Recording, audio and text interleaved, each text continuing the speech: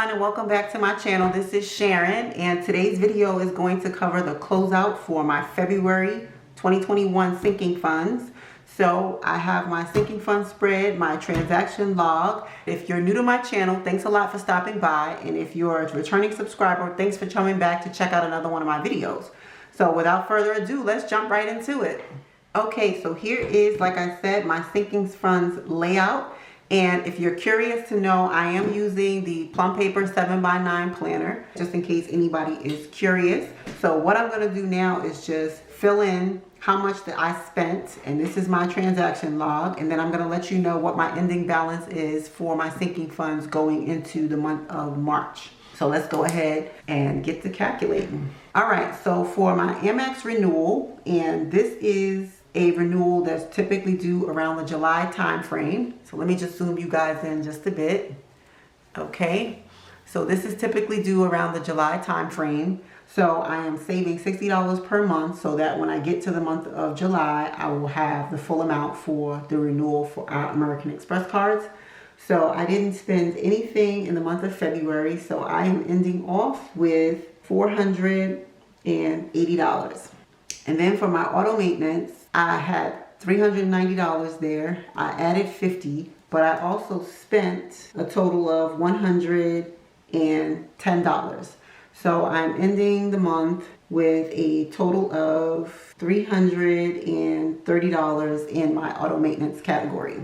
And that was for an oil change, and I also paid for my emissions test because that was actually due. And so next I have my Bali trip, which I'm saving for, and I'm praying that we can go if everything is right in the world in 2022. So I'm just trying to make incremental strides towards saving for the trip because I want to make sure that I have enough money when it's time to go to fully fund my trip. Still getting together things to figure out everything I want to do, accommodations, everything. So I don't know exactly the total amount that I want to have as of yet, but I still want to keep putting incremental money aside to make sure that I fund that. And I am rolling over $2,000 going into the month of March. Next, I have Candle Day, and for those of you who like to shop for Candle Day, so I won't be using this until around the December time frame. So I spent nothing in the month of February, and I am going forward in March with $40 for childcare. This is just in the event that we need to use this for babysitting or to pay a month of childcare for any particular reason. So I didn't have a need to use that in February either. So I am going forward with $580. Next, I have clothes, and I cannot believe that I didn't buy any clothing in the month of February. So I am going forward with the entire $100.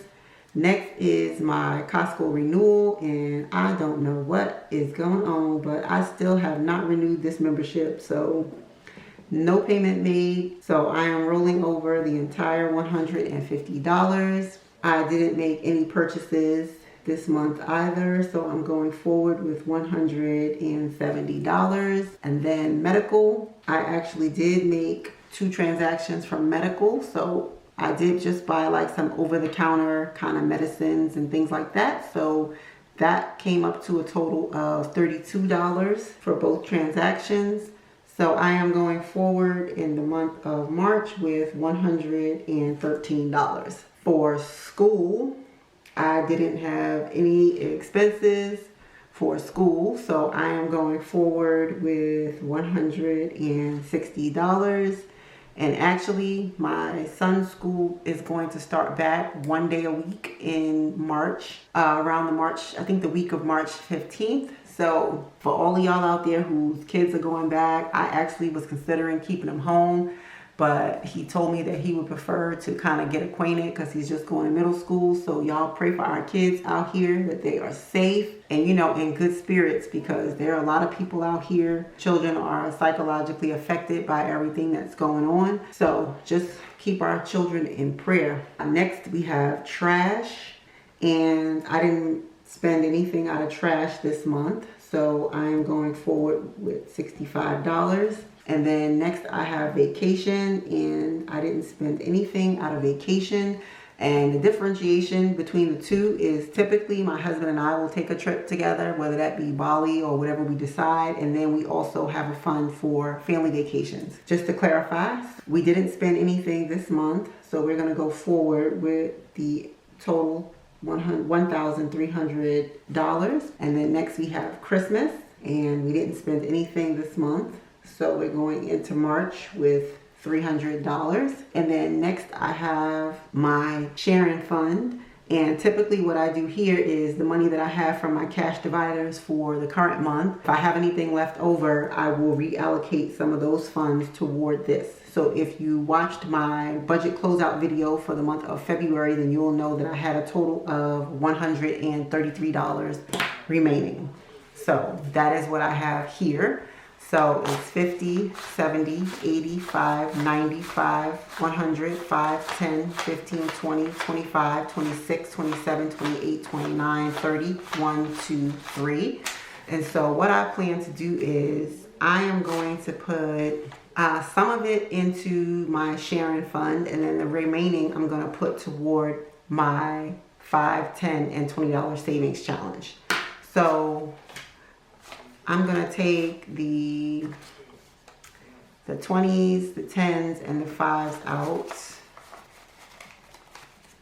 because I'll be adding this into my savings challenge video. So this will be going toward my 5, 10s, and 20s savings challenge. So in total, what I'm going to put in my Sharon Fund is 50, 1, 2, 3, 4, 5, 6, 7, 8. So I'm going to put a total of $58 in my Sharon Fund, and then I'm going to put a total of 20, 35, 45, 55, 65, 75. So I'm going to put an additional $75 toward my savings challenges, which is awesome because I figure the further I can get ahead, I have a goal, but if I can surpass that goal, that's good as well.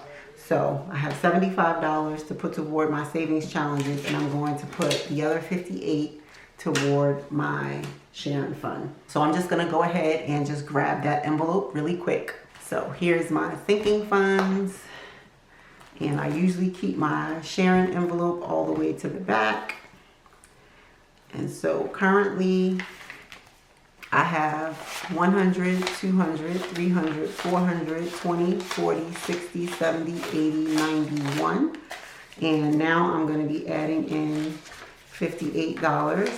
Okay, so now I have 100, 200, 300, 400, 50, 70, 90, 5, 10, 20, 30, 40, 1, 2, 3, 4, 5, 6, 7, 8, 9.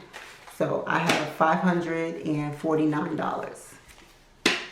Okay, so I will update the legend after I close out this video. So I'm going to set this to the side, and I'm adding in a total of $58. I didn't spend anything this month, and so we have a total of $549. Okay, and so let's just go ahead and total this up.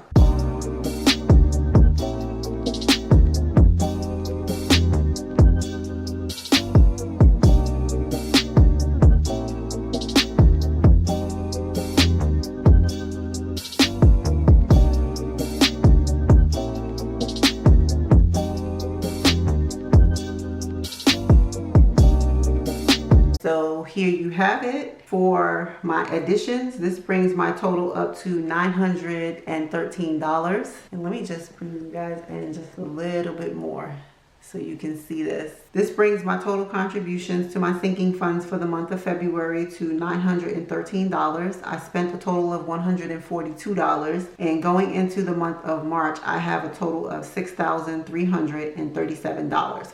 So not too bad. I'm actually really sad when, well, not sad, but I actually hate when I have to pull anything out, but I know this is the entire reason why I save the money. So not sure why I hate taking anything out, but you know how it is. But yeah, so we're gonna go through with that, and my Bali fund, and I guess my vacation fund for my family vacations. It's getting kind of big, not sure. I may start adding some filler or placeholders into these envelopes, but I'm gonna see as they start to grow because I don't want to keep so much cash in them. So I may start adding some placeholders. The others I really don't expect to get out of hand, but it looks like these are kind of getting kind of high. So I may look at doing that for those. This is where I'm ending off for my sinking fund. So really happy with the progress, but thanks a lot. And if you found the video interesting, you like the content, please consider subscribing, clicking the notification bell, and just getting in the comments and letting me know how did your sinking funds end up for the month of February.